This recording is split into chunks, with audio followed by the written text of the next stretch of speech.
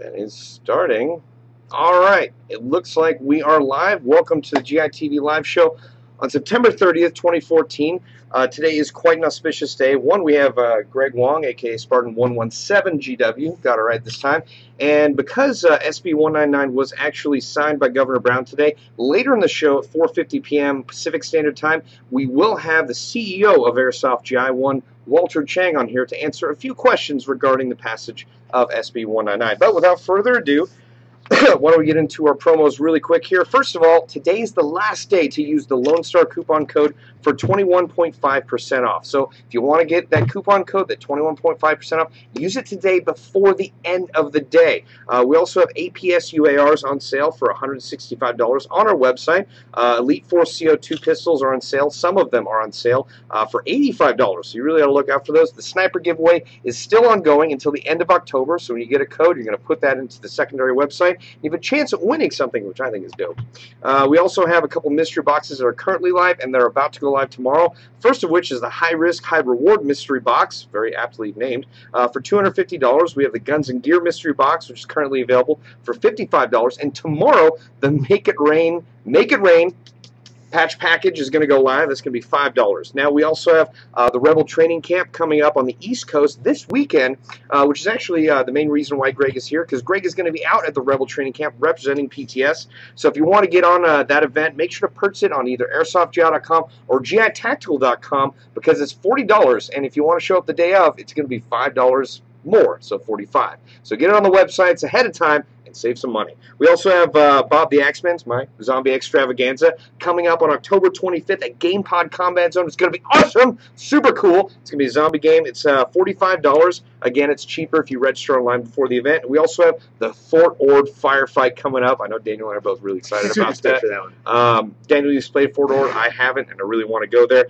That's going to be for $40, and that's happening on November 8th at Fort Ord. Okay, so that said, for today's topic, obviously, is originally going to talk about, the Rebel Training Camp in the East Coast, the fact that you're going. We actually had Greg in here earlier today to do a tap of your heads on what you're bringing, and as per usual, you were decked to the teeth. So yeah, Greg, you've never been to X Zone. I mean, obviously you've been to Ballahack before, but are you pretty excited to come out? I'm pretty excited, one, because I kind of miss some of the airsoft on the East Coast. I mean, even though I'm kind of known as like a West Coast airsofter, most of my airsoft experience was on the East Coast, because that's where I was stationed the longest. Both times when I was at Fort Bragg, so I played a lot of Extreme Combat, played a lot of Ballahack, haven't played X Zone, but I'm really excited to see how that field compares and how it's different. I think I saw some of your old videos actually in Japan a while back, because you were based out of there for a while. So it'll be good. Hopefully, I don't know if Matt Washington will show up, but that'd be kind of fun. Yeah, well, I think he's actually in JRTC doing some stuff for the good old Uncle Sam. So he's giving Uncle Sam some of his time. Completely unacceptable. We'll see if he makes it. Well, that would be cool. Now, Daniel, you're also heading out there with us. Unfortunately, that'll be fun because we'll be able to play airsoft in the same mud as per usual. But are you excited to get out to the East Coast again? Yeah, I'm really happy to be going back to X Zone. I've gone out there and played, I think, at three different events and had a good time every single time. Staff there, really great and really nice guys out there. So I think it's going to be a fun day. I am stoked for all the raffle prizes that we're going to have that day. PTS, King Arms, and Apex, who are the sponsors of this event, have really hooked it up this time with a bunch of cool raffle prizes. Greg, I know that PTS built, I believe, a couple custom guns, right? Like we took like some King Arms bases and just like, man, everything that we had. Just like PTS stuff, PTS. Yes. So a bunch of cool stuff. So the raffle prizes, that is one of my personal favorite parts of the events too, because I love just giving free stuff to airsofters that love it too. So that's gonna be a really cool day, and I know that we have some military and law enforcement guys that are going to be teaching the airsoft players some tactics and safety and stuff like that. And what I like about the Bob Rebel Training Camp is when we bring out these military and law enforcement guys, like I learn a lot of stuff too, because I wasn't in the military too, and I respect the hell out of these guys. Greg here included.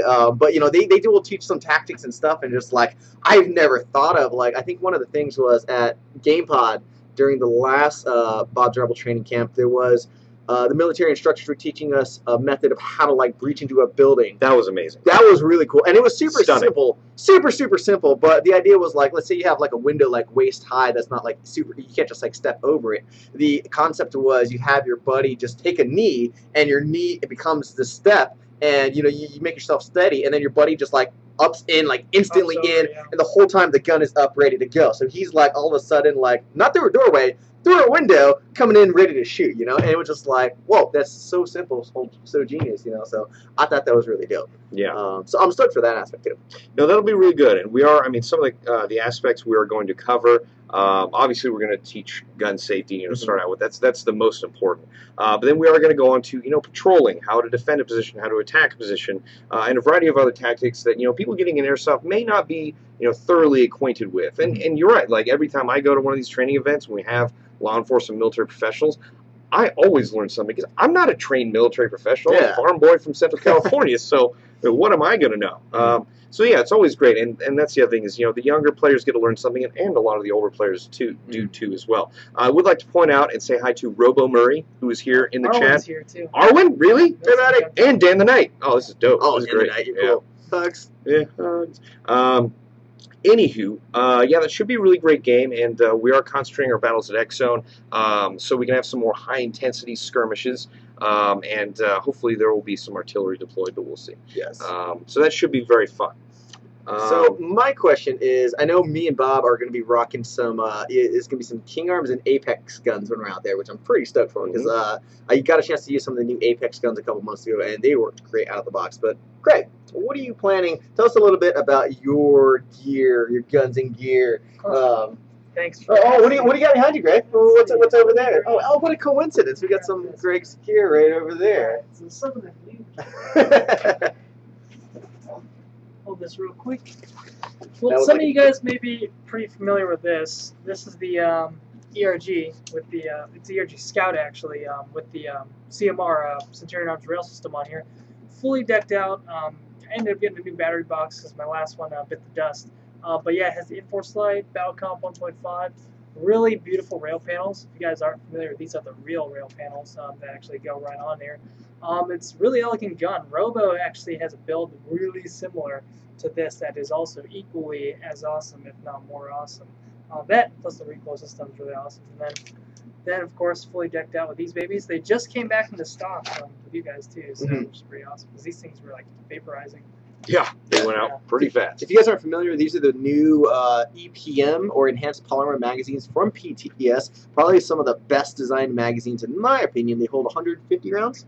150 rounds. Yeah. What I really like is that it has a full magazine indicator. So you see the follower there is orange. What happens is when the magazine is full, that little orange indicator will pop out of this clear window here and let you know that the magazine's full. So with mid caps, you kind of guess the magazine's full, and like you're kind of stuffing BBs in there. But if you overload it, you're gonna damage the spring, and it's not gonna feed as well. So these are just extremely high quality, actually not too expensive. Yeah, they're actually cheaper than what the PMags used to be too. So it's a little bit more affordable. It'll fit in more guns, especially VFC 416s. Yes. And particularly, one thing that's really great about the window itself is that between games, when you're having to pick which mags you got to top back off again, you can just quickly identify, oh, that one's good, no, that one's bad. Yeah. And then of course when you do your tack reloads in game, it's nice to have that reassurance that when you top off a gun, that it is so blown out, that it is fully loaded. That, and then of course we got this system right here. This is actually the Artemis. There's kind of a funny story about this. So the Artemis plate carrier is part of the LBX tactical map system, which is Costa Lotus's collaboration with LBX or LBT. What was interesting about this one is that at Warrior West, myself, Eric Graves from Soldier Systems, and LBX were all, it hadn't been named yet. So we ended up getting together, because they were going to post about it on Soldier Systems, and we all kind of came up with the name MAP, a Mission Adaptable Panel System. So that was my little contribution, just helping name the whole system that it all integrates with all together. But it's really cool. It's very lightweight, very much like the original 0094 style vest, because it has a slick comfort button.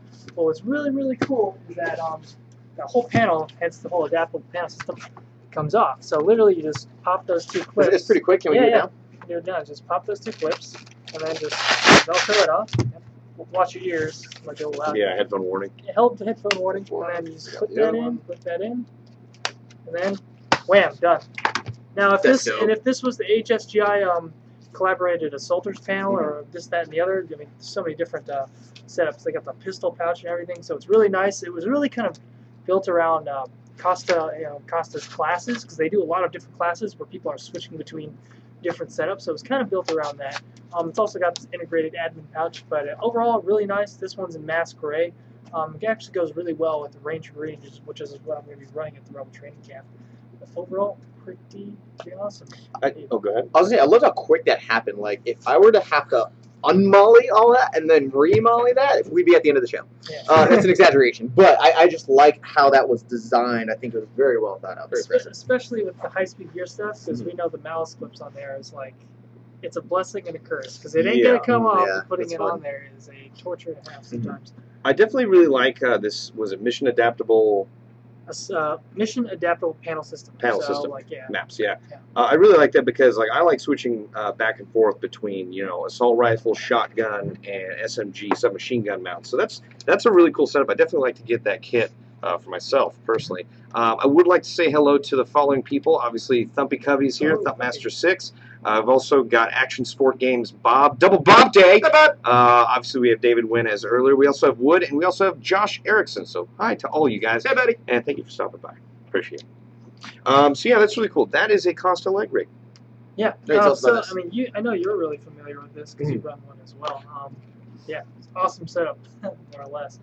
But yeah, this one is an urban gray. They're actually going to be updating their gray. Their gray is going to be closer to wolf, so keep an eye for that update. And I think they even updated the tacos in general. But yeah, like, it's a great system, and pretty much works with anything you can throw at it, which is one of the reasons why I use it. Yeah, no, it's definitely very usable. I actually had some issues with it at Ironclad because one of them had gotten a little bit loose and I didn't tighten it up, so my L4 mag fell out. Tighten it up, didn't have a problem. So, one thing you can do that I was talking to High Speed Gear about: take shrink wrap and put it on this, and then shrink it, and then it just becomes one thing. They call it cleaning up the. Oh, that makes sense. So it won't go further down. Yeah. There's an actual thing on Facebook that High Speed Gear posted about it. So if you guys got shrink wrap, which I'm pretty sure you guys do. Oh, that's electrical tape right there. Right? Yeah. This is that's shrink wrap too as well. Oh, that's cool. Shrink, that's nice how it just kind of cleans it up. It's all about like cable management, or managing all this stuff that's sticking out of the leg rig, all that shock cord. Gotcha.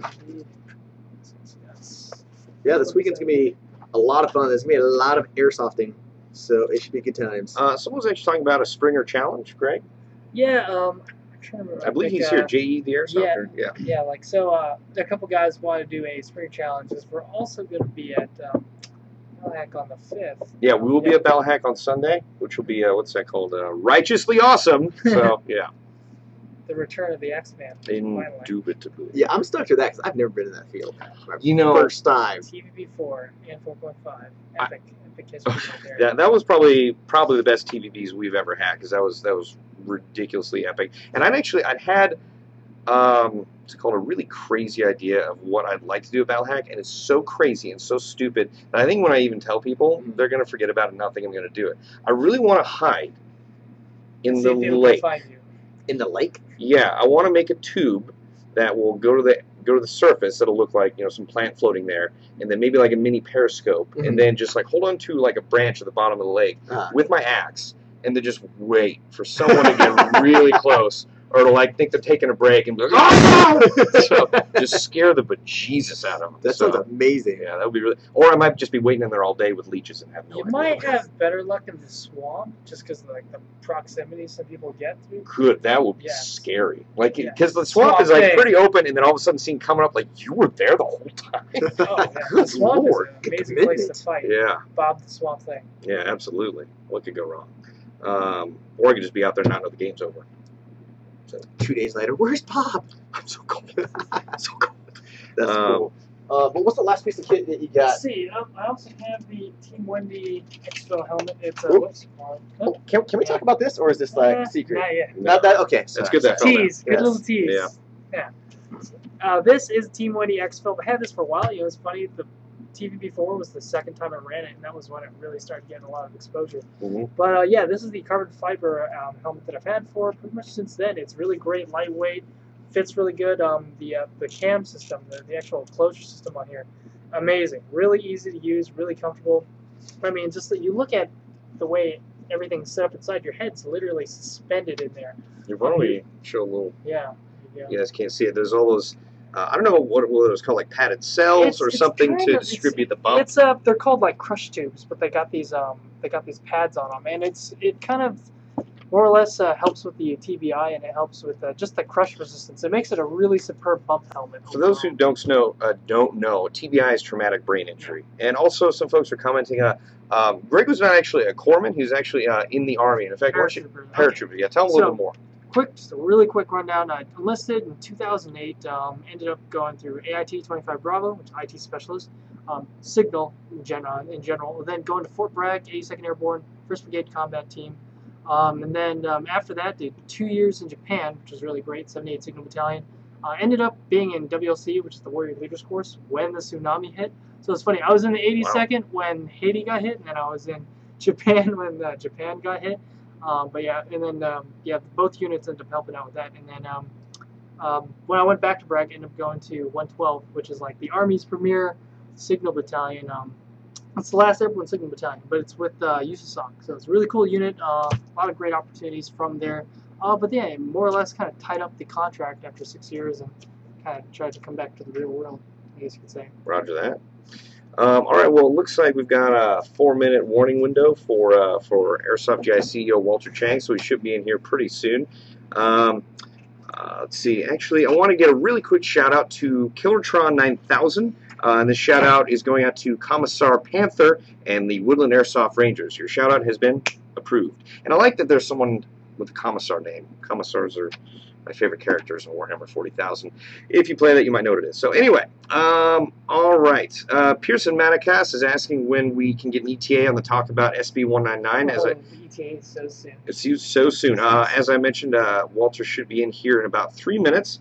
So yeah, once that happens, we will gladly make some room for him, and he will answer just a few questions before he has to head out again. Let's see. So, Greg, are you going to be using any smoke grenades at the Rebel training camp? You know, if I get my hands on some smoke grenades, I'm going to be using some smoke grenades. Good man, good man. Because, do they have the Enola Gaze out there? Yes, they do have Enola Gaze. Make sure you pull to the side. Not to, yeah, because if you pull like this, you're going to rip out the, yeah, I made that mistake. Side, yeah. I made the mistake at Tim vs. Bob 4 because I've never used a smoke grenade before, because in California, like, they're not really I was like, great. Nothing. Did I do something? They're like, oh, you busted it. I was like, well, how do I know? Sometimes there's a little bit of it sticking out where you can take like a multi-tool or whatever and just. That's what they ended up doing, yeah. But I've used them.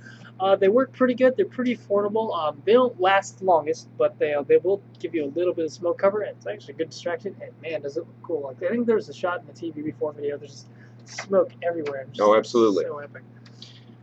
All right, so it is that time. We're going to bring on the fighting CEO of Airsoft GI. If you guys don't know this, Walter has been playing Airsoft for not as long as me, maybe even longer, and he plays pretty regularly, including at Lion Claws and a bunch of ops on the East Coast, including at Reclamation 3. So, without further ado, I'd like to bring on CEO of Airsoft GI, Walter Chang. Walter, great to have you on here.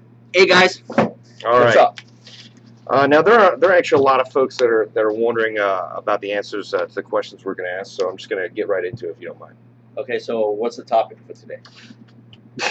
The topic is going to be the recent passage or signing of SB199, Senate Bill 199. So I'm sure the first question for people that don't know, what exactly is SB199? Well, in a nutshell, in politicians' eye, it's to protect the public. But let's just get real, get to the point. Senator De Leon just needs something to show that he gives up. You know, he cares about the public. He cares about what happened in Santa Rosa. Mm-hmm. So it's a political motive type of bill, which, you know, is typical for Californian politicians, unfortunately. Yes, very much so. Now, what exactly did Airsoft GI do to fight against the passage of SB 199? Well, as you know, ever since SB 798, SB 1315, we have been pretty active from the company, sending out petitions, to sending you guys to Sacramento, try to put out a voice, to now when SB199 came, we started to lobby very hard with our local assemblyman Kurt Hackman, and he is a dear friend of us. Yes. We support his campaign, and as you may know, you and Daniel both went to his campaigns, and we contribute a lot. And we try to help him out to, from the inside to defeat the bill. And he did a great job. If you guys are able to watch the video that he did when the SB199 was going through the assembly, he stood up for us, for the whole entire industry, not just for Airsoft GI. It's the whole entire industry. Doesn't matter who it is. He had a passionate speech. Unfortunately, it got passed in very few votes. Yeah. And as you guys know, that Senator De Leon is a very powerful Democrat. I'm sorry. It is a Democrat-controlled state, so Jerry Brown has to, kind of buy into his favor with this bill. Yes, De Leon will be the president of the Senate, I believe, next year. So, okay. Well, on to the next question. How will SB199 passing affect the airsoft community in both California and the entire nation? At this moment, it's very minimum. The alteration of coloration is not as dramatic as some of you guys might think. It's just 2 centimeters on the handguards, the pistol grip, the pistol handguard, the pistol guard, and the magazine. It's a compromise, because De Leon did mention that if you don't do this, we don't compromise with him, he's going to continue going after everybody, not just us, everybody. So he has to show a political victory. So he compromised with us by, minimizing the coloration of the gun. And unfortunately, it is what it is, and it will go in effect in 2016. Why don't we actually give our viewers some context? You're basically going to have the trigger guard brightly colored, and you have to get 2 out of the 3 following things: either the pistol grip, the stock, or the magazine. So you have to choose 2 out of those 3, but the trigger guard has to be brightly colored. Yeah. It's not end of world. We understand that, and from an economic standpoint, you still have 90-some-odd% of the gun original color. I understand there's going to be backlash, like why did you guys compromise and whatnot. To be honest with you, you got to give the credits when credits due. Like Airsoft Extreme Peterhole, Airsoft Megastore, Evic, they put out a pretty good fight, and they compromised with them. They actually, came up with this plan, and this is something that De Leon can take home to his Democrats, to his constituents, and say that, hey, look, I did something. Unfortunately, it is what it is. And that's true. All right, well, what does this mean for Airsoft GI and other airsoft businesses located in California? As long as you apply those coloration changes, nothing's changed. You still play the same. When you go to line claws, you can play whatever. As far as I know, this will only affect retail. If you get caught, I'm not a lawyer, but I'll tell you, maybe 99% of the law enforcement don't even know the penal code. Well, it's a big code book. It is. Yeah. So they probably don't even know what's going on. Unfortunately. Okay. So overall, it's probably not going to affect. It's not going to affect anything. It's a compromise. Okay. It's something we just, as a business, as a political, it's a political agenda that he has to show he did something without him doing that, he will continue going after this industry year after year after year.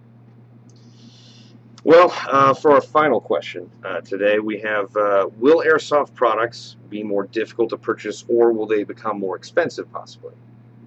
I don't see that happening.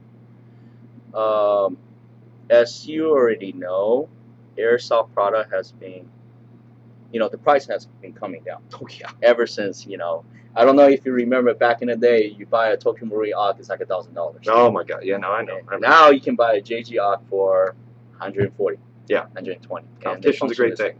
Yeah. Hey, it is what it is. I don't think it's going to change any prices. I actually think that you're going to see, for you out-of-state customers, it shouldn't have any effects whatsoever.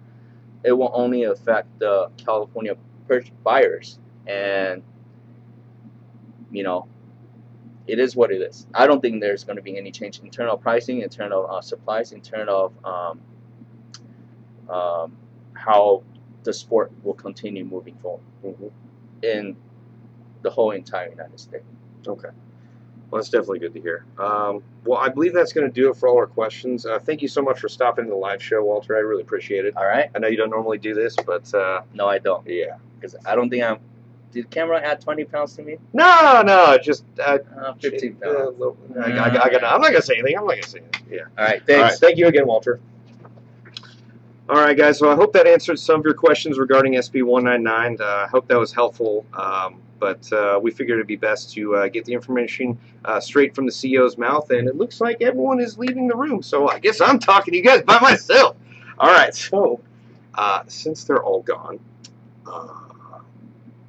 I may plan on letting a grenade go off right behind my boss Daniel while we're playing at the Rebel Training Camp, just for fun, just for friendly fire fun. Don't tell them that. Anyway, also we have a new product that actually just came in today, and while they're out, I might as well mention it.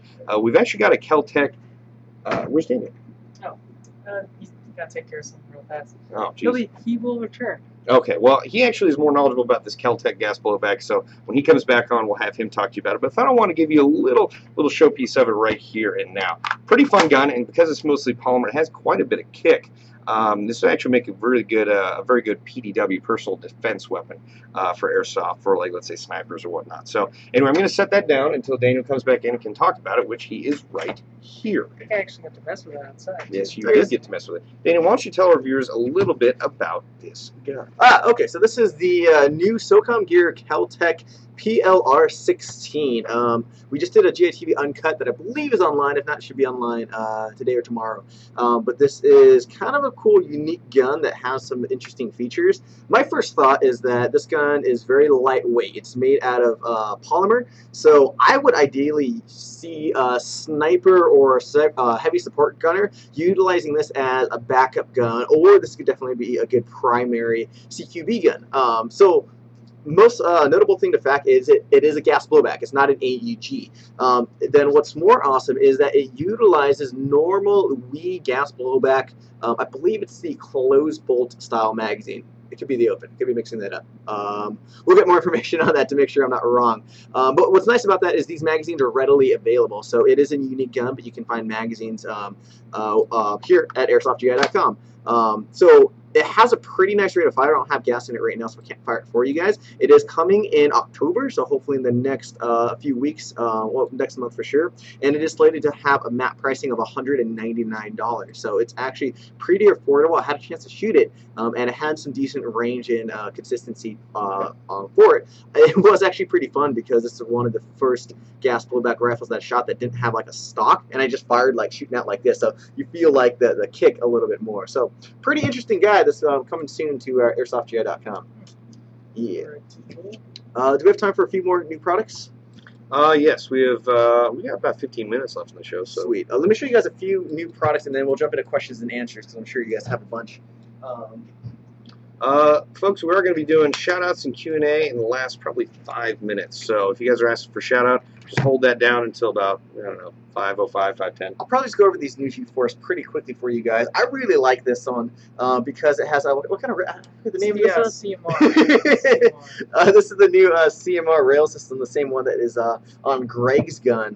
So, you know, he was talking about some of those features before. And kind of compare like what it looks like when it's decked out and what it looks like slick. I think this is actually perfect, like, before and after, Yeah. you know, where the CMR, you know, is also, you know, one of those more lightweight, streamlined rail system, you know, not rails everywhere that you don't need, which is definitely an ongoing trend that we've been seeing in the real gun world and, you know, transferring over to Airsoft. So very streamlined, and then what you can see here, like Greg mentioned before, these are the real CMR rail segments and the hand stop and all that other stuff too. So I think that looks super awesome. I'm actually like considering, I don't know, maybe picking one of these up for my custom M4. We've been talking about that. So I like the amount of customization you can do while keeping the gun lightweight. And this gun here is part of our new G4 line, or not, this gun is a new addition to our G4 line. There you go. Which has been around for, I don't even know how many years now. These guns are so rock solid. G&G base, pneumatic blowback and all that too, so that's a lot of fun. I think I've owned a few G4s over the years too. Definitely looks very slick. And so the last one is, this is another G4 line, and this is another Centurion rail system. So this one a little bit more traditional, where you have the rail segments on all sides, plenty of room for all your accessories, and then you still got the G&G pneumatic blowback base that we are very accustomed to. So these new G4s just hit the website. There's a couple different colors and links. I would definitely recommend checking them out, as they are pretty sweet. I like the CMR one of them. It's probably my favorite. CMR, yeah, I'm definitely partial to the CMR, just because the unique profile. You know, by bolting on the different accessories, you can pretty much put on just what you need. You know, I love key mod, but I mean, key mod, I mean, like, it came from like the storage, you know, kind of world. Like, this is purpose built. A little history behind Centurion Arms, the Navy SEAL Sniper School NCOIC instructor, who actually. Yeah, he basically built Chris Kyle's rifle. The rifle that Chris Kyle used to, and kind of helped with his claim to fame. That was the guy who designed it, and he designed the same rail system, beautiful rail system. And what I like about it is it's streamlined, tubular, but it's also durable. You know, some guys were telling me it's almost like the next evolution of the Mark 18 style platform. You know, like, you know, when the quad Daniel defense rails came on the market, everyone was all about the quad rail look. But now you're starting to see a lot more people are, you know, you don't need all that extra rail space. It's a lot of extra meat on the rails. Well, I mean, some people like put a lot of stuff in the gun. But you know, it's like it's very slick, and you pretty much put just what you need on it. Like, say, if you've seen Robo's gun, it's really well done. But yeah, the CMR is very purpose-built, very sleek, and you know, it's good to go. I like the fact that you can install some of the accessories directly to the rail, so it's not like rail. It's not like rail, then rail segment, and then the accessory on top of that. So, like, flashlight mount has one of those too. Yeah, so I think that's pretty cool that you have that option, at least for the CMR accessories that do exist at the moment. So, yeah, pretty cool stuff. But maybe we can take a look at some questions and shout-outs. I'm sure you guys have a bunch of them. Can I play with your PTS? This one? Come on, Bob, keep it together. Sorry. Well, I guess the chat disappeared. I tried refreshing, and now that's awkward. You got a man down. Got a man down. Stuff. Oh, there it is. Sweet. Let's see. There was actually a good question. Yes, Oh, that's a funny comment, Robo. Coyote Operator, will this affect the Virginia store, I assume, in regards to SB199? No, it will not affect the Virginia store, because thankfully they are out of the state of California. Pretty far away. This is always a fun question. Calvin is asking AEG versus Gas Blowback. I would go AEG, because I'm going to go Gas Blowback. Competitive. Greg, you get to make a final decision. Like, here's the thing, because I've used both. You have, like, both a lot. What would be the closest thing that is considered to both?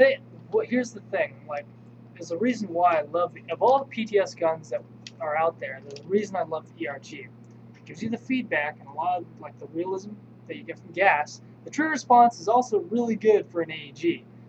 But for an AEG? Yes.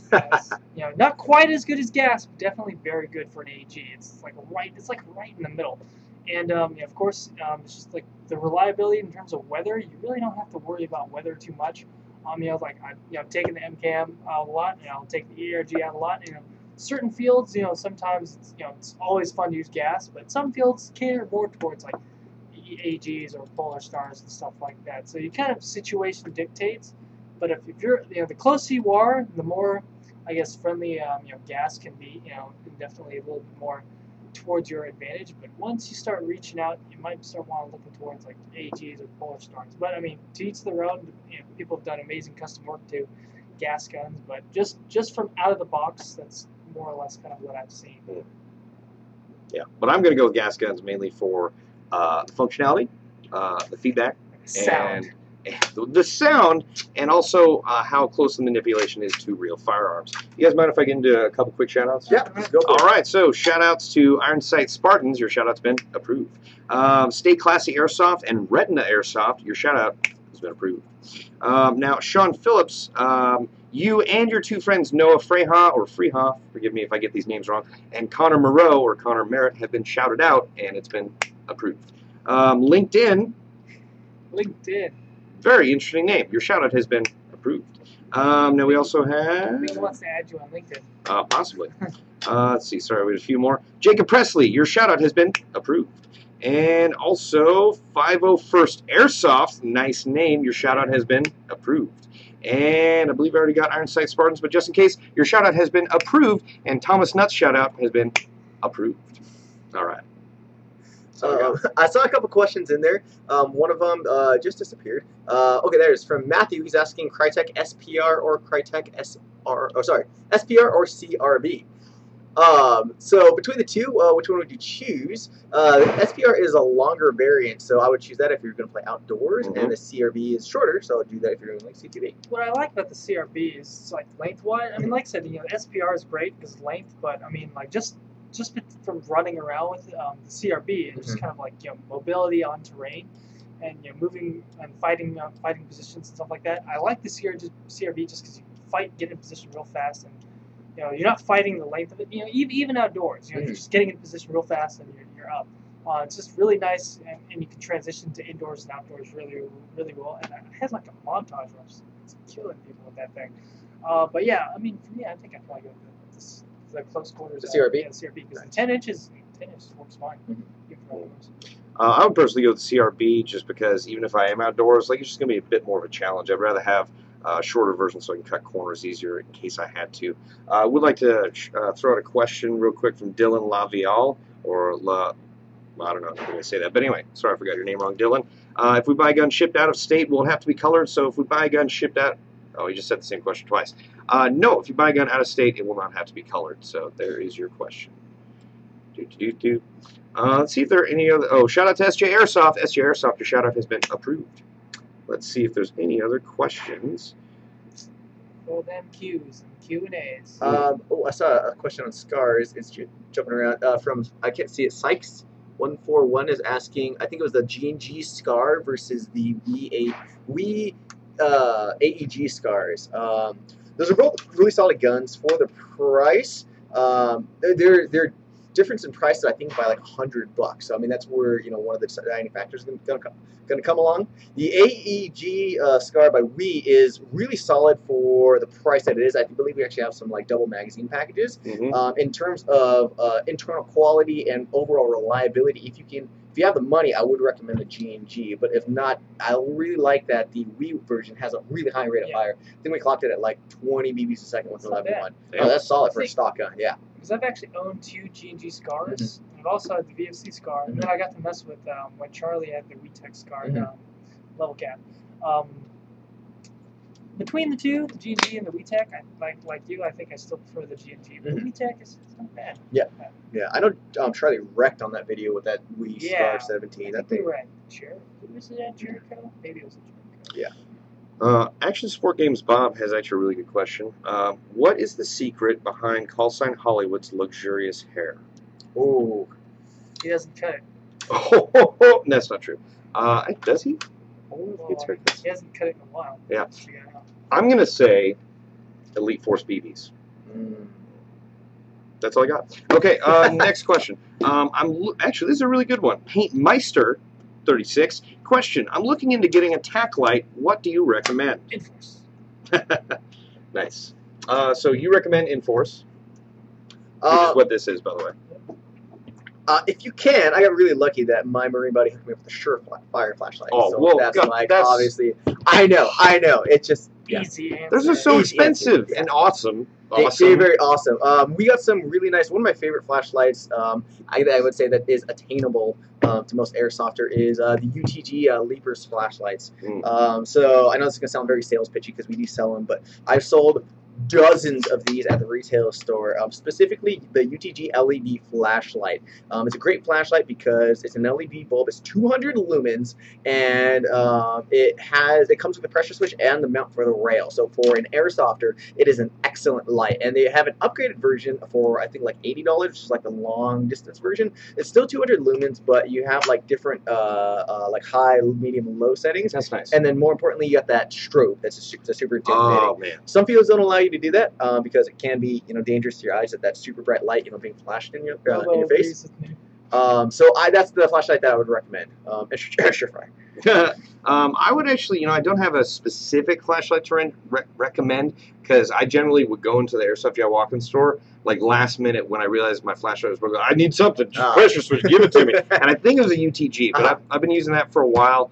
What I really like is I really like the flashlights that have the strobes and the pressure switch. The strobe, if you guys aren't aware, I believe the purpose behind that is to use the flashlight as an offensive flashlight, i.e. when you're advancing on someone who's in cover, you can use the strobe and they actually can't tell where or how fast you're moving. It's also very useful for blinding people. And on a completely unrelated note, I would like to say hi to KWA King Size, i.e. King Size Jim. Oh, Jim. Hey, dude. Hey, buddy. One of my favorite moments in a movie was when they were trying to save Nicolas Cage in Kick-Ass. Last wish to kryptonite. Yeah. With Hit Girl. And she drops the strobe and goes around. That was so awesome. And just like the music and the slow-mo, that was great. I've seen that flashlight trick work in Airsoft. Oh, it's been done to me too. Watch out for that flank. Yeah. Oh, yeah. That was... Yeah, I remember some things like that. All those stuff. I would like to give a shout out to Nice Guys Airsoft. Your shout out has been, of course, approved. And Mr. Muncherman TV, who asked for a shout out earlier, his shout out was, of course, approved. Okay, let's see if we got any more. I saw one from Retina Airsoft. I think he was asking a question between different Mark series. Oh, thank you very much. The question was, should I get the KWA Mark IV or the Mark II? Please answer. Okay, so we're answering. Both those guns, they're KWA 1911s. If you're looking between the Mark II and the Mark IV, there are external differences between them. Internally, they're going to perform the same and then the same price. The Mark IV is the one that has like all the bells and whistles. The most notable difference is the magazine well at the bottom is flared out, kind of like a funnel to make those reloads it's almost easier. like a speed gun. Yeah, just a little bit, just by a few millimeters, but it does help.